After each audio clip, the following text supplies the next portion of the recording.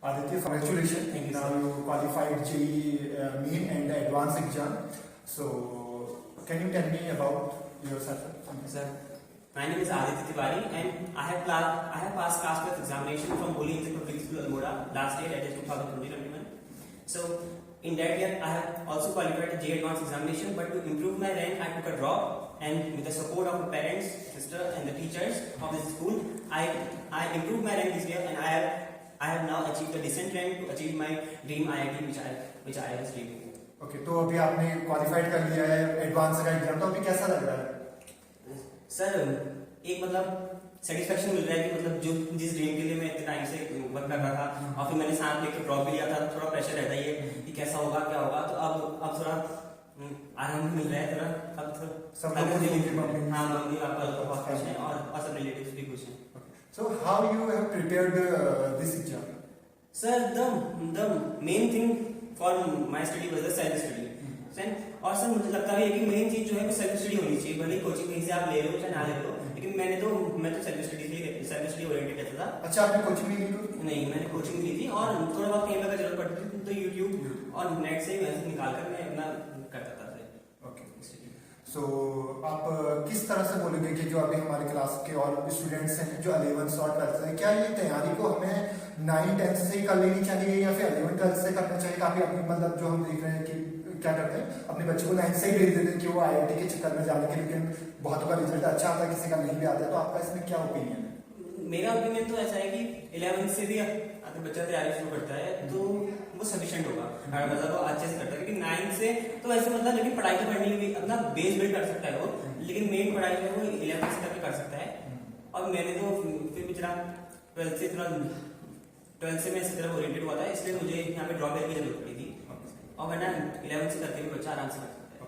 Who were your source of inspiration during this journey? Sir, first of all, the main source of inspiration were my parents, my mother and father, who are very hardworking and they worked hard for me. And the Honorable Principal Sir, Dr. Manoj Chaudhary of Holy Angel Public School Almora, he is a great source of inspiration. And one more, great Swami Vivekananda ji was my source of inspiration, that how he empowered the youth of the India, how they wanted to see the youth of India was my great source of inspiration. Okay. So, how school have you motivated for this journey? Sir, yes, the school has a very great role for my success. Sir, the thing that the moral values which I learned from the school, like self discipline, self confidence, the patience, the courage which I learned from my school life had a great role in this success journey and in my whole preparation also. Aditya, कभी बहुत सारे student के मन में question होता है ना कि मतलब जो ये टॉपर होते हैं जिन्होंने क्वालिफाई कर लिया है एडवांस का एग्जाम, तो उन्होंने मतलब प्रिपरेशन जब मेन एग्जाम में बैठते हैं उससे पहले कितने सारे टेस्ट सैंपल पेपर आपने टेस्ट मतलब सॉल्व किए हैं? मतलब सर ऐसा रहता है कि जैसे पहले तो जैसे इसमें जेईई मेंस क्वालिफाई करना होता है, तो जेईई मेंस के लिए मैंने ऐसे 5 to 6 मार्क्स कह सकते हैं मार्क्स, और फिर उनको एनालाइज करने की जरूरत होती है कि अगर सिर्फ मार्क्स देने हैं तो उससे भी फर्क नहीं पड़ता। और फिर उसके बाद एडवांस के लिए 1-2 महीने का 1 या 1.5 महीने का टाइम मिलता है, तो उस टाइम पर 4-5 मार्क्स मैंने एडवांस के लिए दे दिए, क्योंकि मेन चीज उससे, क्योंकि पेपर तो आप बिल्कुल डिफरेंट होगा, पेपर का आप पहले से प्रिडिक्ट नहीं कर सकते, लेकिन मेन चीज जो है जैसे 6 घंटे बैठना है एडवांस में, हैबिट फॉर्मेशन, हाँ उसकी हैबिट बन जाती है, तो उससे थोड़ा बॉडी आ जाती है कि कैसे हम वहाँ पे बैठ पाएंगे। कभी अचानक से आप सीधे पेपर में देने जाएंगे तो उतना पहले से आपकी बॉडी में लाइन नहीं रहेगी, तो उतना बढ़िया आपको नहीं मिलेगा रिजल्ट। अच्छा, पेंडेमिक के केस में आपने कैसे मैनेज किया, मतलब पढ़ाई को, मतलब घर के अंदर ही रहना, मतलब बोर होना, कभी ऐसा क्या, मतलब कैसे मैनेज किया उस टाइम में? सर हाँ, हल्की प्रॉब्लम तो आ गई थी, जैसे अगर कभी कभी डाउट है तो फिर ऑनलाइन ही सब देखना पड़ता है, उससे पढ़ता तो फटा गया। और कहीं पे जैसे अगर कहीं पे डीमोटिवेशन आता था तो पहले तो सोर्स ऑफ मोटिवेशन मेरे पेरेंट्स थे, उनको देखकर खुद ही मोटिवेशन मिल जाता था कि ये जब इतना वर्क कर रहे हैं तो मुझे ये करना चाहिए।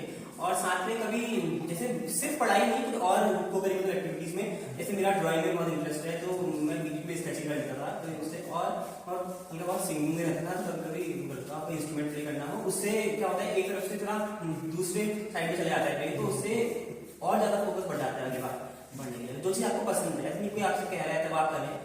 जैसे मूवी वगैरह भी देखते थे इस दौरान, ऐसा कुछ? मूवी वगैरह तो सर वैसे कम रखी थी, लेकिन कुछ एक आध जैसे हो गई सुपर 30 हो गई, जैसे वो इससे रिलेटेड थी, और कोई मोटिवेशन की मूवी अगर कोई मतलब मूवीज तो वैसे कम ही रखी थी, मतलब जैसे कभी मेरे फ्रेंड्स जाते भी थे तो मुझे छोड़ना पड़ता था, तो उसमें ही सोचना पड़ता था कि सैक्रिफाइस करना हाँ, sacrifice करना पड़ता अपने आप को इसके लिए।